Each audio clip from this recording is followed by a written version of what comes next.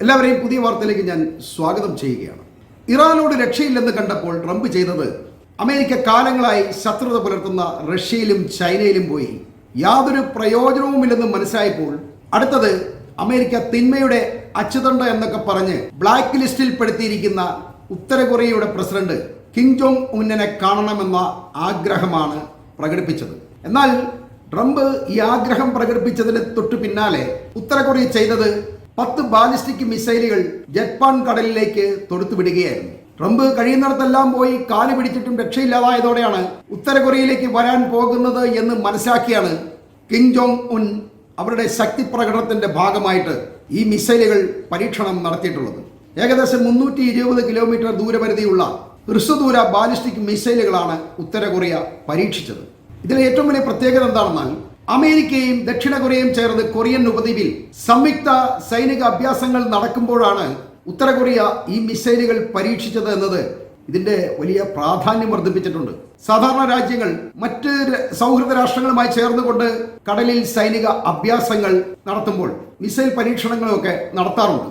ഇത് ശത്രു രാജ്യങ്ങൾക്കുള്ള മുന്നറിയിപ്പായിട്ടാണ് ഇങ്ങനെ ചെയ്യുന്നത്. എന്നാൽ ട്രംപ് ഇത്തവണ ദക്ഷിണ കൊറിയയുമായി ചേർന്ന് നടത്തുന്ന ഈ അഭ്യാസത്തിൽ തങ്ങളുടെ പരീക്ഷണത്തിന്റെ മിസൈൽ വ്യാപ്തി കുറയ്ക്കണമെന്ന് പെന്റഗണോട് നിർദ്ദേശിച്ചിരുന്നു. അതിന് കാരണമായിട്ട് അയാൾ പറഞ്ഞത് ഉത്തര കൊറിയയുടെ പ്രസിഡന്റായ കിം ജോങ് ഉന്നുമായി താൻ വലിയ സൗഹൃദത്തിലാണെന്നും അദ്ദേഹം തന്റെ വലിയ സുഹൃത്താണെന്നൊക്കെയാണ്. സത്യത്തിൽ ഇത് ചുമ്മാ തള്ളിയതാണ് എന്നുള്ളതാണ് യാഥാർത്ഥ്യം. ഉത്തര കൊറിയൻ പ്രസിഡന്റിനെ വളച്ച് എങ്ങനെയെങ്കിലും കയ്യിലെടുക്കാമോ എന്ന ചിന്തയുടെ ഭാഗമായിട്ടാണ് ട്രംപ് ഇങ്ങനെ തള്ളിമറിച്ചത്. എന്നാൽ കിം ജോങ് ഉൻ ഇതൊന്നും കാര്യമാക്കാതെയാണ് ഞങ്ങളുടെ മിസൈൽ പരിധിയും അതിൻ്റെ വേഗതയും ഒക്കെ കണ്ടോ എന്ന് പറഞ്ഞുകൊണ്ട് ഈ ദക്ഷിണ കൊറിയയും അമേരിക്കയും തമ്മിൽ സൈനിക അഭ്യാസങ്ങൾ നടത്തുന്ന അതേ ഭാഗത്തേക്ക് ഉത്തര കൊറിയയുടെ മിസൈൽ പരീക്ഷണം നടത്തിയിട്ടുള്ളത്. അമേരിക്ക ഇക്കാലം അത്രയും സംരക്ഷിച്ചുകൊണ്ടിരിക്കുന്ന ദക്ഷിണ കൊറിയ അമേരിക്ക ഇറാനുമായിട്ടുള്ള യുദ്ധത്തിൽ പിന്തുണയ്ക്കാൻ തയ്യാറാകാത്തതിൽ ട്രംപ് വല്ലാത്ത നിരാശയിലാണുള്ളത്. ഈ നന്ദികെട്ടവന്മാരുടെ സംരക്ഷണത്തിന് വേണ്ടി ഞങ്ങൾ എന്തിനു വെറുതെ കാശ് കളയണം എന്ന് ട്രംപ് പത്രക്കാരുടെ മുന്നിൽ വെച്ച് ബുധനാഴ്ച പറഞ്ഞ കൂട്ടത്തിലാണ് ഞാൻ ഉത്തര കൊറിയൻ പ്രസിഡന്റ് കിം ജോങ് ഉന്നിനെ കാണാൻ ആഗ്രഹിക്കുന്നു എന്ന് ട്രംപ് പ്രഖ്യാപിച്ചത്. ഉത്തര കൊറിയയ്ക്ക് 57 ആണവ മിസൈലുകൾ ഉണ്ടെന്നാണ് ട്രംപ് അവകാശപ്പെടുന്നത്. ഇത് ഇറാനിലെ ആയുധങ്ങളുടെ കണക്കെടുപ്പ് പോലെയുള്ള ഒരു കാര്യമാണ്. ഇറാനേക്കാൾ അതീവ രഹസ്യമാണ് ഉത്തര കൊറിയയുടെ സൈനിക രഹസ്യങ്ങൾ എന്നുള്ളത് എല്ലാവർക്കും അറിയാവുന്ന കാര്യമാണ്. ഉത്തര കൊറിയയുടെ ഈ സൈനിക രഹസ്യങ്ങൾ മാത്രമല്ല, അവിടുത്തെ പ്രസിഡന്റായ കിം ജോങ് ഉന്നിന്റെ ജീവിതവും അതുപോലെ തന്നെ രാജ്യത്തെ മറ്റു ഒരു പ്രശ്നവും ലോകത്ത് ആർക്കും അറിയാൻ കഴിയാത്ത വിധം അത്രയധികം എല്ലാ നിലയിലും അവർ ബ്ലോക്ക് ചെയ്തിരിക്കുകയാണ്. ഒരു രഹസ്യവും ഈ രാജ്യത്ത് നിന്ന് പുറത്തേക്ക് പോകാൻ കഴിയില്ല. രാജ്യത്തെ എല്ലാ മീഡിയകളും വളരെയധികം ശ്രദ്ധയോടെയാണ് സർക്കാർ കൈകാര്യം ചെയ്യുന്നത്. കാരണം ഉത്തര കൊറിയ തകർക്കാൻ വേണ്ടി അമേരിക്ക ലക്ഷ്യമിട്ട് നടക്കുന്നത് കൊണ്ട് അവർ വളരെയധികം ശ്രദ്ധയോടെയാണ് മുന്നോട്ട് നീങ്ങുന്നത്. അവർ ചൈനയുമായിട്ടാണ് ഏറ്റവും അധികം കമ്പനി ഉള്ളത്. ഉത്തര കൊറിയയുടെ പ്രസിഡന്റ് വിമാനത്തിൽ യാത്ര ചെയ്യുക പോലുമില്ല. അദ്ദേഹം പ്രത്യേക ട്രെയിനിനാണ് ചൈനയിലേക്കൊക്കെ പോകുന്നത്. ഇങ്ങനെ ഉത്തര കൊറിയയുടെ യാതൊരുവിധ രഹസ്യങ്ങളും പുറത്തേക്ക് അറിയാത്തത് കൊണ്ട് അവിടുത്തെ പ്രസിഡന്റ് അതീവ ക്രൂരനാണ്, പച്ചയിറച്ചി തിന്നുന്നവനാണ്, മൂക്കിലൂടെ ചൂട് ചായ കുടിക്കുന്നവനാണ്. ഉത്തര കൊറിയയിൽ ആരെങ്കിലും ചിരിച്ചാൽ പോലും അവർ വെടിവെച്ച് കൊല്ലും എന്നൊക്കെയുള്ള ഉമ്മാക്കി കഥകൾ പടച്ചു വിട്ടുകൊണ്ട് ഉത്തര കൊറിയ ഒരു ഹൊറർ രാജ്യമാക്കി പ്രചരിപ്പിച്ച് സംതൃപ്തി അടയുകയാണ് അമേരിക്കയും അവരുടെ സഖ്യകക്ഷികളും കാലങ്ങളായി ചെയ്തുകൊണ്ടിരിക്കുന്നത്. ഉത്തര കൊറിയയുടെ പ്രസിഡന്റായ കിം ജോങ് ഉന്നിന്റെ അമ്മാവന്മാരെ പ്രസിഡന്റിന് എതിരായതുകൊണ്ട് പട്ടിക്കൂട്ടിലേക്ക് എറിഞ്ഞ് കടിച്ചു കീറി കൊലപ്പെടുത്തി എന്നൊക്കെ ഇവർ വ്യാജ വാർത്തകൾ ചമച്ചിരുന്നു. അതുപോലെ പ്രസിഡന്റിന്റെ സഹോദരി വീട്ടുതടങ്കലിലാണ് എന്നൊക്കെയുള്ള ഒരുപാട് കഥകളാണ് ഇവർ നിരന്തരം പ്രചരിപ്പിച്ചുകൊണ്ടിരിക്കുന്നത്. ഇതിന് അമേരിക്കൻ പക്ഷ മീഡിയകളും വളരെയധികം സഹായിക്കുന്നുണ്ട് എന്നുള്ളതാണ് യാഥാർത്ഥ്യം. അതുകൊണ്ട് ഉത്തര കൊറിയ അതിഭീകരമായ ഒരു രാഷ്ട്രമാണ് എന്ന നിലയിലാണ് ലോകത്തെമ്പാടും അറിയപ്പെടുന്നത്. എന്നാൽ അവിടെയുള്ള ജനങ്ങൾ അതീവ സന്തുഷ്ടരാണ് എന്നുള്ള കാര്യം ഒരിക്കലും പ്രചരിപ്പിക്കപ്പെടുന്നില്ല. അവർക്ക് അവരുടെ പ്രസിഡന്റിനോടോ അല്ലെങ്കിൽ രാജ്യത്തെ മറ്റു കാര്യങ്ങളോടൊന്നും അവർക്ക് യാതൊരുവിധ എതിർപ്പുമില്ല. പിന്നെ എല്ലാ രാജ്യത്തും ഉണ്ടാവുമല്ലോ ഗവൺമെന്റിനെതിരായി ചില എതിർപ്പുകളൊക്കെ. അതുമാത്രമേ ഉത്തര കൊറിയയിൽ ഉണ്ടായിട്ടുള്ളൂ.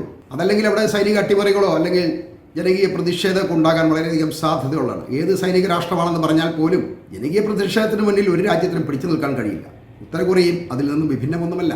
ഉത്തര കൊറിയയെക്കുറിച്ച് ഒരു ന്യൂസും കിട്ടാത്തത് കൊണ്ടാണ് അമേരിക്കയ്ക്ക് അമ്മുമ്മ കഥ പ്രചരിപ്പിക്കേണ്ടി വരുന്നത്. അപ്പോഴാണ് ഉത്തര കൊറിയയ്ക്ക് വെറും 57 ആണവ മിസൈലുകൾ മാത്രമാണ് ഉള്ളത് എന്ന രീതിയിൽ അമേരിക്ക തള്ളിമറിക്കുന്നത്. എന്നാൽ അതിനേക്കാൾ അനേകം ഇരട്ടി ആണവ മിസൈലുകൾ അവരുടെ പക്കലുണ്ടാവാം എന്ന കാര്യം മനഃപൂർവ്വം അമേരിക്ക മറച്ചു വെക്കുകയാണ്. അതേസമയം അമേരിക്കൻ വിമാനങ്ങളെ വീണ്ടും ഹോർമസിൽ ഇറാൻ അടിച്ച് വീഴ്ത്തിക്കൊണ്ടിരിക്കുകയാണ്. ഇന്നലെ രാത്രി E-3B സെൻട്രി അവാക്സ് ചാരവിമാനമാണ് ഇറാൻ വീഴ്ത്തിയിട്ടുള്ളത്. ഈ വിമാനത്തെ ബേസ് ചെയ്തുകൊണ്ട് 3 KC-46 ചാരവിമാനങ്ങൾ വേറെയുമുണ്ട്. ഈ വിമാനം നൽകുന്ന നിർദ്ദേശങ്ങൾ കോഡ് ചെയ്യുക എന്നുള്ളതാണ് മറ്റു വിമാനങ്ങളുടെ ജോലി. അതുകൂടാതെ മിഡിൽ ഈസ്റ്റിലെ അമേരിക്കൻ കേന്ദ്രങ്ങളുടെ സംരക്ഷകരായും ഈ വിമാനങ്ങൾ പ്രവർത്തിക്കുന്നുണ്ട്. ഇവിടേക്ക് വരുന്ന ഏതൊരു മിസൈലുകളെ ബോംബറുകളെ കുറിച്ചുള്ള വിവരങ്ങൾ പങ്കുവെക്കുന്നതും ഈ ചാരവിമാനങ്ങളാണ്. അതോടൊപ്പം ഹോർമുസിലെ നീക്കങ്ങൾ അറിയാൻ ഇത്തരം ചില ചാരവിമാനങ്ങൾ അമേരിക്ക ഉപയോഗിക്കുന്നുണ്ട്. അതിലൊന്നാണ് ഇന്നലെ വീണിട്ടുള്ളത്. ഈ മാസം തന്നെ ഇത് 2ാം തവണയാണ് അമേരിക്കയുടെ ചാരവിമാനത്തെ ഇറാൻ വീഴ്ത്തുന്നത് എന്നോർക്കണം. ഖത്തറിലെ അൽ ഉബൈദ് വ്യോമതാവളത്തിൽ നിന്നാണ് ഈ ചാരവിമാനം പറന്നുയർന്നത് എന്നാണ് ഇറാൻ പറയുന്നത്. അതുകൊണ്ട് ഖത്തറിന് മേൽ ഇറാന്റെ ആക്രമണം ഉണ്ടാവും എന്ന ഒരു ഭയവും ഇപ്പോൾ മിഡിൽ ഈസ്റ്റിൽ ഉടലെടുത്തിട്ടുണ്ട്. ഇതൊന്നും കൂടാതെ ഹോർമുസിൽ വെച്ച് അമേരിക്കയുടെ MQ-9 റീപ്പർ വിഭാഗത്തിൽപ്പെട്ട ഒരു ഡ്രോൺ കൂടി ഇറാൻ വെടിവെച്ചിട്ടുണ്ട്. ഈ ഒരു ഡ്രോണിന് മാത്രം $50 മില്യൺ വില വരും എന്നോർക്കണം. ഇത്തരം 49 ഡ്രോണുകൾ ഇതുവരെ അമേരിക്കയ്ക്ക് ഈ യുദ്ധത്തിൽ നഷ്ടപ്പെട്ടിട്ടുണ്ട് എന്നാണ് പുറത്തുവരുന്ന കണക്കുകൾ.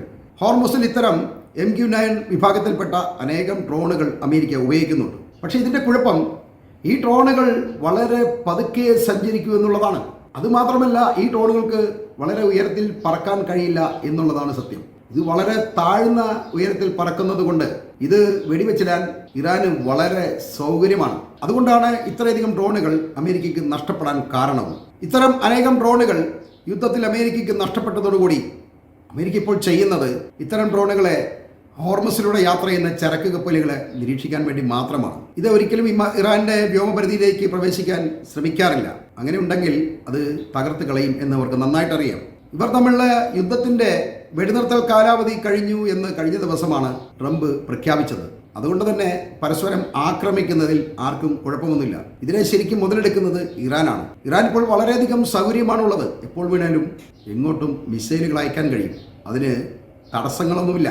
വെടിനിർത്തൽ കാലാവധി കഴിഞ്ഞതുകൊണ്ട് അവർക്ക് ആരെയും ആക്രമിക്കാൻ കഴിയും. ഈ വെടിനിർത്തൽ അവസാനിച്ചതിന് തൊട്ടു പിന്നാലെ UAE-യിൽ സർക്കാരിൻ്റെ മുന്നറിയിപ്പ് ജനങ്ങൾ വളരെയധികം ജാഗ്രത പാലിക്കണം എന്നായിരുന്നു. അതിപ്പോഴും തുടരുന്നുണ്ട്. ഏത് നിമിഷവും ഇറാൻ മിഡിൽ ഈസ്റ്റിലെ ഏത് രാജ്യത്തെയും ആക്രമിക്കാൻ സാധ്യതയുണ്ട് എന്ന അനുമാനത്തിലാണ് എല്ലാവരും ഉള്ളത്. അമേരിക്കയ്ക്ക് ഇവരെ ഇനി സംരക്ഷിക്കാൻ കഴിയില്ല എന്ന കാര്യം ഏതാണ്ട് ഉറപ്പായിരിക്കുകയാണ്. അമേരിക്ക പൂർണ്ണമായിട്ടും ഇവിടുന്ന് പിൻവാങ്ങിക്കഴിഞ്ഞു എന്നാണ് പറയേണ്ടത്. എങ്കിലും ഹോർമുസിൽ ഇനിയും തങ്ങൾക്ക് സ്വാധീനമുണ്ട് എന്ന് വരുത്തി തീർക്കാൻ വേണ്ടി മാത്രമാണ് അമേരിക്ക കുറേ ഡ്രോണുകളെ അവിടെ നിയോഗിച്ചിരിക്കുന്നത്. എന്നാൽ ഇവയെ ഓരോന്നും ഓരോ ദിവസവും ഇറാൻ നഷ്ടപ്പെടുത്തിക്കൊണ്ടിരിക്കുകയാണ്. അതൊക്കെ അമേരിക്കയ്ക്ക് വലിയ സാമ്പത്തിക നഷ്ടമാണ് വരുത്തുന്നത്.